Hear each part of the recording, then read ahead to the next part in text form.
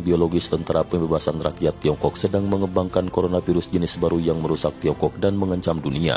Saat ini analisis yang paling dapat diandalkan adalah bahwa bangkai hewan yang digunakan oleh laboratorium dan yang disuntikan dengan coronavirus jenis baru itu belum dibakar atau didisinfeksi dengan segera, yang mengakibatkan kebocoran virus atau penyebaran virus. Ilmuwan India percaya bahwa coronavirus jenis baru adalah virus buatan yang dibentuk oleh para peneliti Wuhan dengan memasukkan virus AIDS secara paksa ke dalam coronavirus, menjadikan virus itu lebih berbahaya karena memiliki daya infeksi yang lebih kuat. Menghadapi tuduhan masyarakat, Si Zhengli, peneliti di Pusat Virus Wuhan, bersumpah bahwa penelitian mereka tidak ada hubungannya dengan coronavirus baru. Namun netizen menemukan serangkaian makalah yang diterbitkan oleh Si Zhengli di majalah profesional Inggris dan Amerika. Dengan demikian, kebohongan terkuak ia tidak dapat lagi menyangkal.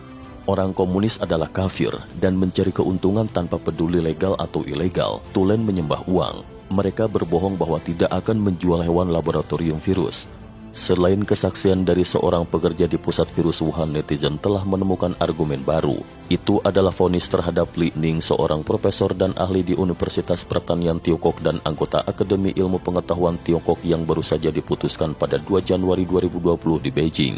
Jelas yang bersangkutan sebelumnya menjual hewan percobaan secara pribadi yang menurut peraturan lembaga tidak diperkenankan. Menjatuhkan hukuman berat kepada Li Ning jelas dimaksudkan oleh komunis Tiongkok untuk membuat yang lain tidak berbuat hal yang sama, menjual hewan percobaan secara pribadi yang dapat membahayakan orang lain sehingga timbul kasus kebocoran coronavirus Wuhan.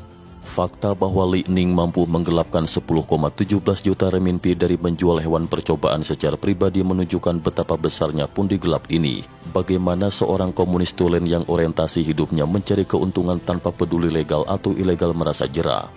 Pasar penjualan makanan laut Huanan di Wuhan, tepat di sebelah gedung Wuhan Institute of Virology, paling mudah untuk menjual hewan percobaan. Bangkai hewan percobaan yang tidak dibersihkan dari coronavirus jenis baru akhirnya menjadi sumber penyebar virus tersebut di pasar itu. Begitu coronavirus menyebar dengan dahsyat, komunis Tiongkok lalu mempublikasikan sebagai infeksi paru-paru atau pneumonia dan langsung memvonisnya sebagai akibat warga Wuhan suka makan masakan daging kelelawar, berbohong demi menyembunyikan fakta. Guangdong sebenarnya memiliki banyak warga yang suka mengkonsumsi masakan daging kelelawar, sedangkan warga Wuhan tidak banyak yang mengkonsumsi daging kelelawar.